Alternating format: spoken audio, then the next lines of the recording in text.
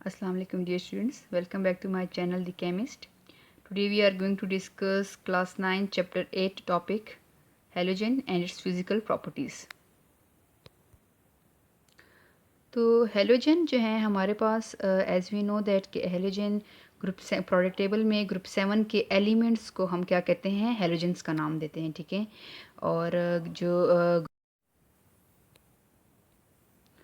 Group 7 के जो elements हैं वो हमारे पास नॉन मेटल्स होते हैं, ठीक है। हमने डिस्कस किया था कि जो हमारे पास प्रोडक्ट टेबल में लेफ़्ट से राइट की तरफ अगर हम मूव करें तो लेफ़्ट हैंड साइड पे हमारे पास जो एलिमेंट्स होते हैं वो हमारे पास नॉन मेटल्स होते हैं, ठीक है। मीन मेटालिक कैरेक्टर्स हमारे पास राइट हैंड साइड पे ज़्यादा होते हैं। तो राइट हैंड साइड पे हमारे पास अगर हम देखें प्रोडक्ट टेबल में हम पीरियड में लेफ़्ट से राइट की तरफ जब हम मूव करते हैं तो नॉन मेटालिक कैरेक्टर इंक्रीज़ होते हैं, और उन नॉन मेटालिक कैरेक्टर में से आज हम डिस्कस करेंगे हेलोजेंस। तो हेलोजेंस में जो एलिमेंट्स हमारे पास आते हैं वो है हमारे पास हैं fluorine, chlorine, bromine, iodine and एस्टेटीन, right. Halogen word जो है वो डिराइव होता है हमारे पास ग्रीक वर्ड से, जिसका मतलब है सॉल्ट फॉर्मिंग। अब सॉल्ट फॉर्मिंग का क्या मतलब है कि जब भी नॉन मेटल्स के साथ रिएक्ट करते हैं, ठीक है, तो ये हमारे पास क्या बनाते हैं, सॉल्ट बनाते हैं। मतलब इन एलिमेंट्स जो ग्रुप 7 के एलिमेंट हैं, हेलोजेंस जो हैं, वो जब भी मेटल्स के साथ रिएक्ट करते हैं तो हमारे पास मोस्टली सॉल्ट बनाते हैं। तो इसीलिए हमने ग्रुप 7 के एलिमेंट्स को हम क्या कहते हैं, हेलोजेंस कहते हैं, मीन सॉल्ट फॉर्मिंग कहते हैं, ठीक है, क्योंकि ये हमारे पास सॉल्ट बनाते हैं। और ये जो प्रोडक्ट टेबल में हमारे पास जो मोस्ट रिएक्टिव ग्रुप है वो हमारे पास हेलोजेंस ही है, ठीक है। और ये इसीलिए ये अपनी रिएक्टिविटी की वजह से ये हेलोजेंस जो हैं, ग्रुप 7 के एलिमेंट जो हैं, ये आयंस फॉर्म में एग्जिस्ट करते हैं और कंपाउंड्स फॉर्म में एग्जिस्ट करते हैं नेचर में।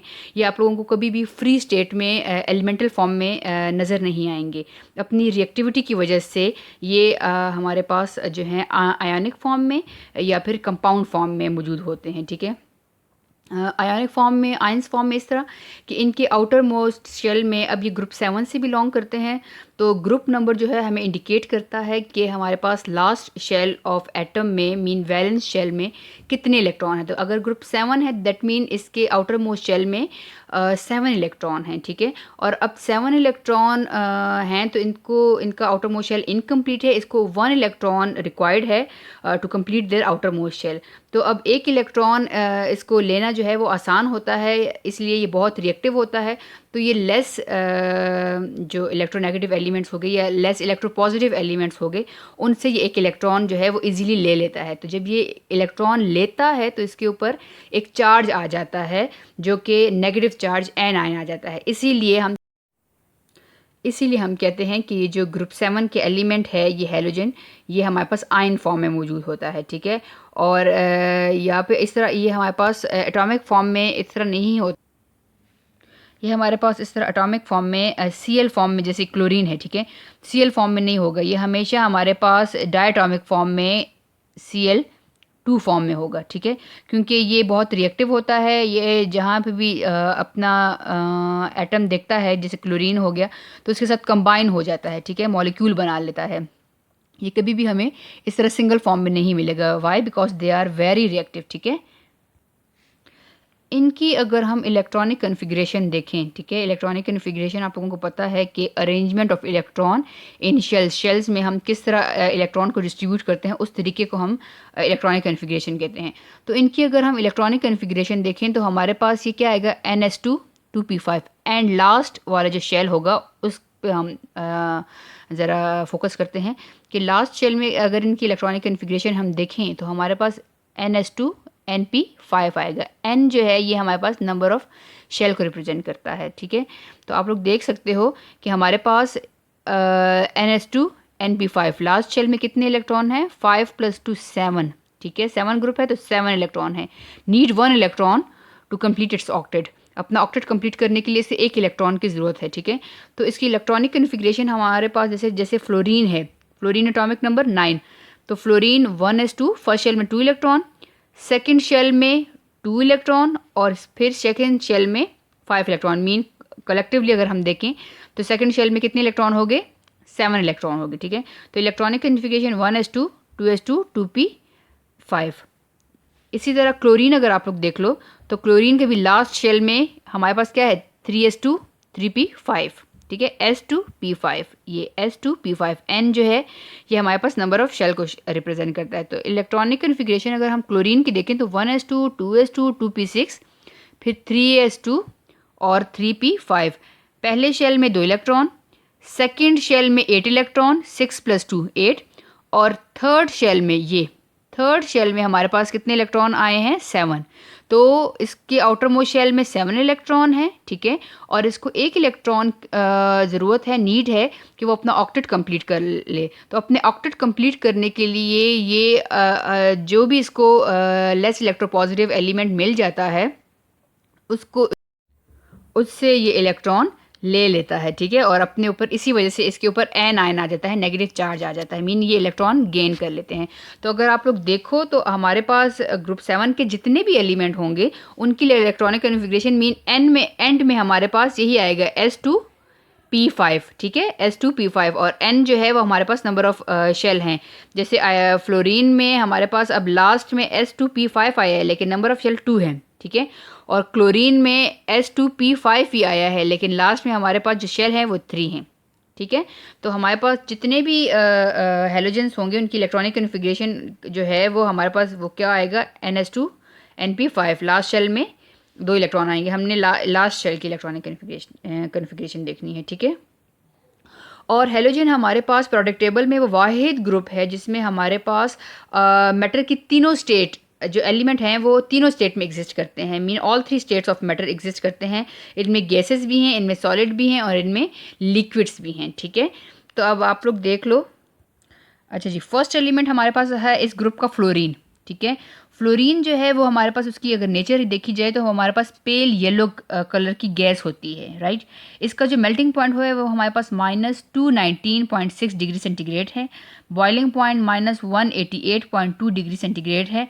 एटॉमिक साइज इसका सब में से जो हेलोजेंस के जितने भी एलिमेंट हैं, जितने भी मेंबर हैं, उन सब में से फ्लोरीन का साइज़ जो है वो बहुत छोटा होता है, ठीक है।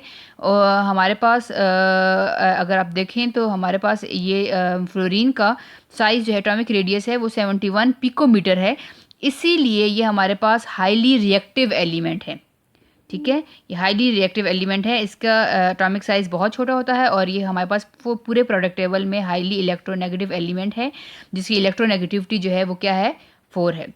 क्लोरीन अगर हम देख लें, सेकंड मेंबर हमारे पास इसमें इस ग्रुप का है हेलोजेंस जो है क्लोरीन है।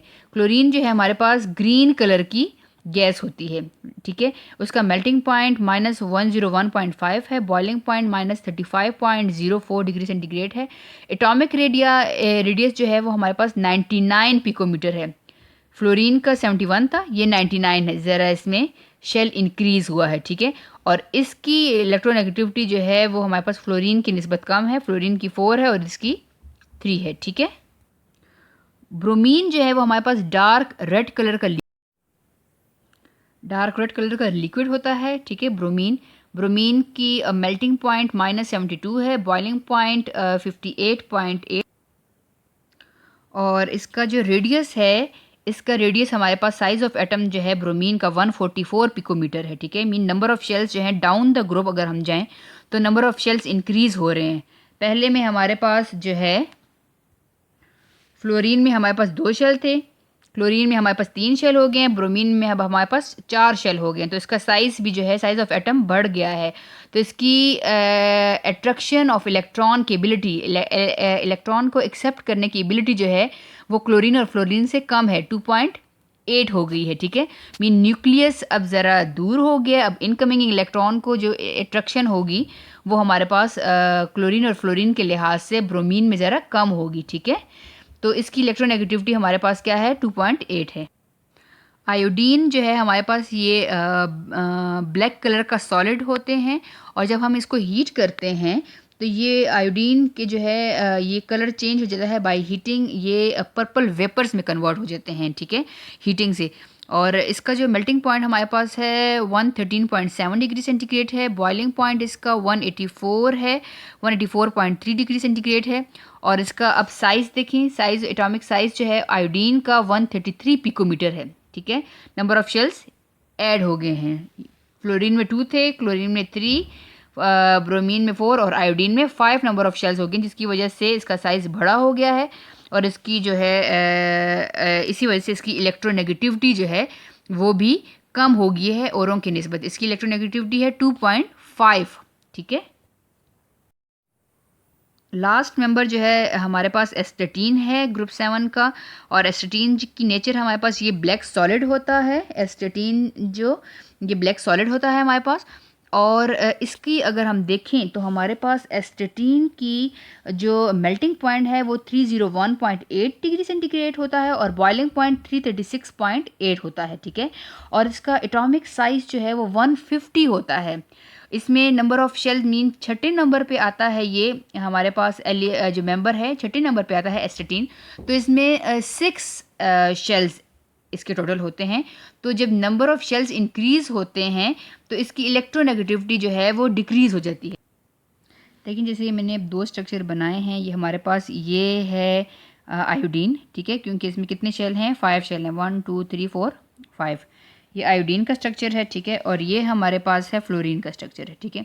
अब जैसे मैंने कहा था कि साइज़ इसका बहुत डिपेंड करता है इलेक्ट्रोनेगेटिविटी पे, कि अब साइज़ ऑफ एटम जो है आयोडीन का अगर या एस्टेटीन का ले लें, कोई भी आप लोग ले लो, साइज़ ऑफ एटम अगर हमारे पास ज़्यादा होगा किसी भी इसका हेलोजेंस के एटम का, तो उसकी इलेक्ट्रोनेगेटिविटी जो है वो डिक्रीज़ होगी। मीन अब ये इलेक्ट्रॉन है, ठीक है, और ये न्यूक्लियस है। न्यूक्लियस की अट्रैक्शन जो है वो इस इनकमिंग इलेक्ट्रॉन पे ज़रा कम होगी। मीन फोर्स ऑफ अट्रैक्शन इस इलेक्ट्रॉन पे कम लगेगी, ठीक है। इसीलिए इलेक्ट्रोनेगेटिविटी किसे कहते हैं, ability of an atom to attract share pair of electron. तो जब न्यूक्लियस से इलेक्ट्रॉन दूर होगा तो वो कशिश जो है, वो जो अट्रैक्शन होगी, इलेक्ट्रॉन को खींचने की ताकत होगी, वो कम होगी। जबकि अगर फ्लोरीन का आप लोग देख लो तो हमने कहा था कि फ्लोरीन प्रोडक्ट टेबल में से वो एलिमेंट है जिसकी इलेक्ट्रोनेगेटिविटी सबसे ज़्यादा है, 4 है। वो क्यों ज़्यादा है, क्योंकि साइज़ ऑफ फ्लोरीन एटम जो है वो बहुत छोटा है। अब यहाँ पे अगर इनकमिंग इलेक्ट्रॉन यहाँ पे आ रहा है तो न्यूक्लियस की अट्रैक्शन जो है इस पे ज़्यादा लगेगी, ज़्यादा फोर्सफुली ये इस इलेक्ट्रॉन को अपनी तरफ अट्रैक्ट कर पाएगा, ठीक है। क्यों, क्योंकि न्यूक्लियस का साइज़, एटम का साइज़ छोटा है। साइज़ छोटा है तो न्यूक्लियस की अट्रैक्शन इस इलेक्ट्रॉन पे पूरी तरह से लगेगी। तो जिन एटम के हमारे पास अब इस जो हेलोजेंस का हमने डिस्कस किया कि फ्लोरीन है उसकी इलेक्ट्रोनेगेटिविटी 4 है, फिर आयोडीन है उसकी इलेक्ट्रोनेगेटिविटी 2.5 है, और एस्टेटीन जो है उसकी इलेक्ट्रोनेगेटिविटी हमारे पास 2.2 है। ये क्यों, क्योंकि हमारे पास इनका साइज़ बड़ा है, ठीक है। आयोडीन एस्टेटीन का साइज़ बड़ा है, जिसकी वजह से वो हमारे पास उनकी रिएक्टिविटी भी लेस हो जाती है। ड्यू टू देयर साइज़ इनकी रिएक्टिविटी भी लेस हो जाती है। और कि इनकी रिएक्टिविटी किस सेंस में, कि इनका न्यूक्लियस जो है वो दूर होता है इनकमिंग और इलेक्ट्रॉन से, ठीक है। तो वो जो बाहर इनकमिंग इलेक्ट्रॉन होते हैं उनको वो पूरी तरीके से वो अट्रैक्ट नहीं कर पा रहे होते, ठीक है, जिस वजह से ये हमारे पास लेस रिएक्टिव होते हैं। अगर हम रिएक्टिविटी का ऑर्डर देखें तो हमारे पास फ्लोरीन बहुत ज़्यादा रिएक्टिव है, ठीक है, फ्लोरीन, फिर उसके बाद क्लोरीन, फिर फ्लोरीन, क्लोरीन, फिर ब्रोमीन, फिर आयोडीन, और फिर आ गया एस्टेटीन, ठीक है। Mean fluorine more reactive, then chlorine, then bromine, then iodine, then astatine. तो ये हमारे पास रिएक्टिविटी ऑर्डर हैं। क्यों, अब ये ज़्यादा लेस रिएक्टिव क्यों है, क्योंकि एस्टेटीन जो है वो हमारे पास साइज़ में बड़ा है, ठीक है, as compare to fluorine. Fluorine जो है हमारे पास इसका साइज़ बहुत छोटा है, इसीलिए ये इलेक्ट्रॉन को इजीली जो है अट्रैक्ट कर सकता है, और इसीलिए इसकी इलेक्ट्रोनेगेटिविटी जो है फ्लोरीन की बहुत ज़्यादा है due to their small size. छोटा साइज़ है तो न्यूक्लियस जो है बड़ी फोर्सफुली इनकमिंग इलेक्ट्रॉन को अपनी तरफ अट्रैक्ट कर लेगा, राइट। तो डिस्कस कर रहे थे एस्टेटीन का कि हमारे पास सॉलिड फॉर्म में होता है, ठीक है, और इलेक्ट्रोनेगेटिविटी इसका बहुत कम है, और बाकी हेलाइड्स मेंबर के मुकाबले में इसकी इलेक्ट्रोनेगेटिविटी वैल्यू जो है वो बहुत कम है, 2.2। क्यों कम है, क्योंकि इसका साइज़ सबसे बड़ा है, ठीक है, इन एलिमेंट्स के मुकाबले में। और दूसरी बात यह है कि हमारे पास जो इन हेलोजेंस में से जो एस्टेटीन है, ये हमारे पास क्या होते हैं, एस्टेटीन जो है हमारे पास ये रेडियो एक्टिव एलिमेंट है, ठीक है। रेडियो एक्टिव एलिमेंट के एस्टेटीन क्या मतलब इसका, कि एस्टेटीन जो है ये रेडिएशंस इमिट करते हैं। ये जो है ये इनका जो एस्टेटीन होते हैं ये इनका न्यूक्लियस जो है वो अनस्टेबल होता है। तो ये इनका न्यूक्लियस जो है ये रेडिएशन इमिट करते हैं टू गेट स्टेबल, अपने आप को स्टेबल करने के लिए। ये स्टेबल एलिमेंट बनने के लिए ये रेडिएशन इमिट करती हैं, इसीलिए हम इनको क्या कहते हैं, ये रेडियो एक्टिव एलिमेंट हैं, ठीक है।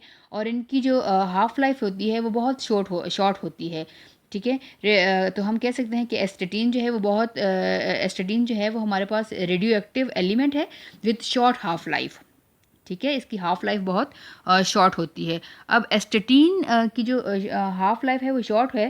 पहले तो आप लोग ये समझ लो कि हाफ़ लाइफ किसे कहते हैं।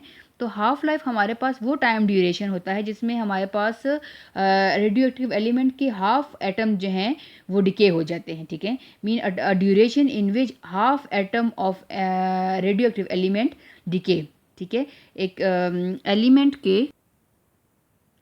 एलिमेंट के हाफ एटम्स को ख़राब होने में, डिके होने में जितना टाइम लगता है उस टाइम पीरियड को हम क्या कहते हैं, हाफ लाइफ कहते हैं। तो एस्टेटीन हमारे पास पूरे हैलोजन में हमारे पास एस्टेटीन वो एलिमेंट है, वो रेडियो एक्टिव एलिमेंट है जिसकी जो हाफ लाइफ है वो बहुत शॉर्ट होती है। मीन 8.1 आवर्स में इस एस्टेटीन एलिमेंट के हाफ एटम जो हैं वो डिके हो जाते हैं, ठीक है। तो बहुत ही शॉर्ट इसका लाइफ टाइम, इसकी जो वो लाइफ है वो बहुत शॉर्ट है, हाफ लाइफ जो है वो बहुत ही शॉर्ट है।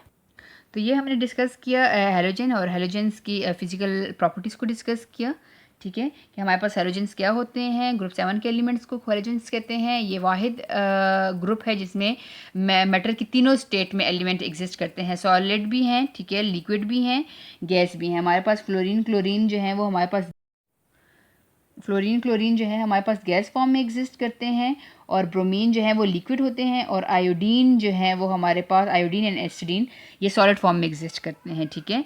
So that's all for today. Next lecture में मैं आप लोगों को हैलोजेंस की केमिकल प्रॉपर्टीज़ के बारे में डिस्कस करूंगी हैलोजेंस की, कि हैलोजेंस हमारे पास किन एलिमेंट्स के साथ रिएक्ट करके कौन से न्यू कंपाउंड्स बनाते हैं, ठीक है। सो अभी के लिए इतना ही। लास्ट में यही कहना चाहूँगी कि kindly subscribe my channel, like my videos and share it with your friends. Thank you.